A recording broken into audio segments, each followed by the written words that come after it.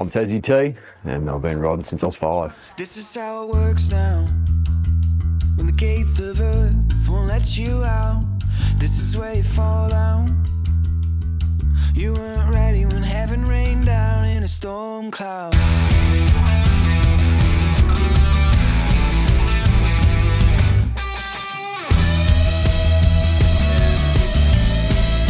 Oh, don't let your feelings out. My parents, thankfully, bought me one of those mail order crate bikes. It was like a Rotax, centrifugal clutch, no shocks, fat tyres, brilliant. We just used to go up local bush tracks just up from home, and it was clay pan, so it was always slick, it was always wet. Tassie's usually got a bit of moisture going on, so you learnt to crash real quick. When I went to Brisbane, I was working on the drill rigs. I had a heap of money. I had a TS 185 that I was banging to the workshop and back from, and it's like I always wanted a Gixxer 1100.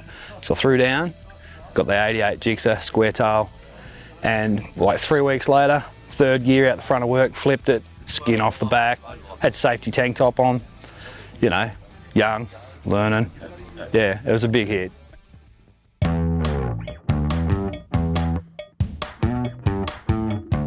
This is a 08 Transalp, heavily customed Honda Transalp 700.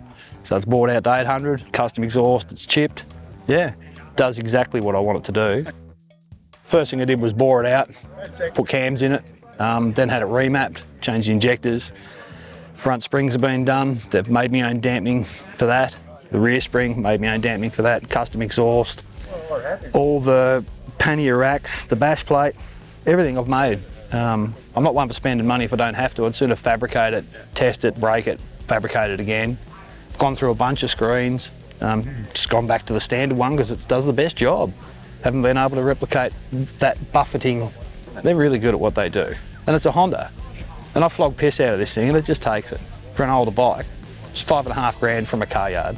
We ride pretty technical trails. We ride a lot of single track. Probably should have a winch on it because it's regularly stuck. It's quite heavy, but anyway, yeah, the cops are beaten and it does the job well, but it gets me about the place. So I can get into creeks and do some prospect, and it gets me to things like we're doing today.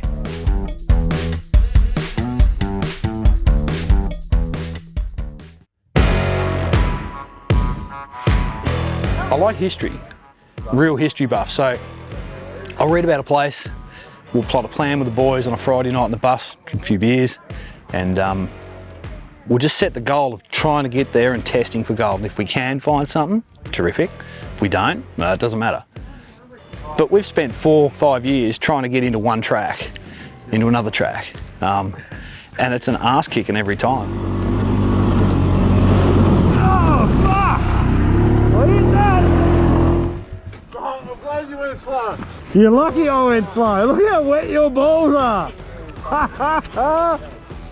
It's incredible the abuse the bikes take. We've got lots of different bikes for lots of different tasks. But fundamentally, this does the scout work. The XR does the hard yards. The XT does the tighter tracks. The TRX carries the gear in when we know we've got a chance of getting in there. And there's a surprising amount of gear that's required to go and test, camp, eat. Got to have a cam with you too. So it's Or two. Yeah, or maybe. I used to have this saying, if you find 1 speck of gold, you can have 10 beers. Now I prefer to find 10 specks of gold before I'll have 1 beer. So it's, as you get older, you get a bit smarter, I suppose.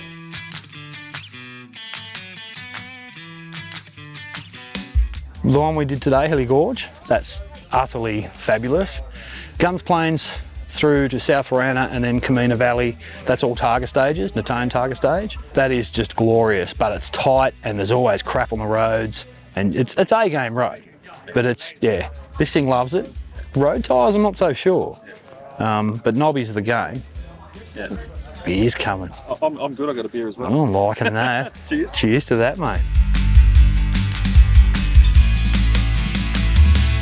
The most interesting ride that we've done was, there's this spot called the Gold Trail. I'm not going to give up where it is. It's in a mountain range about 30 k's roughly that way, and it's 16 kilometres one way, and it took us 4 attempts before we actually got to it.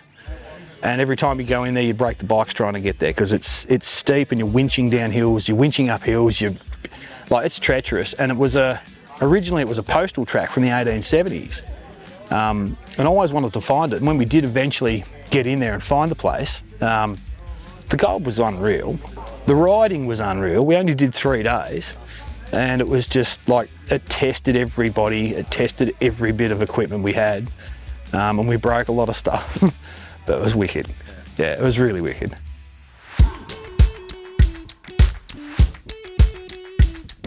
Probably go T7, just because I like how they handle.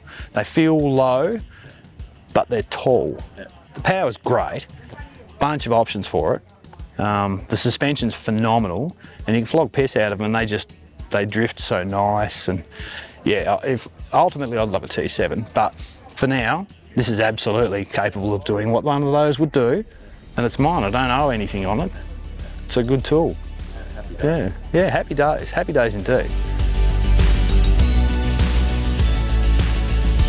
If you're gonna go off-road, go steady, go slow, and don't try to buy the biggest and the best. Get an old shitbox, because you're gonna crash.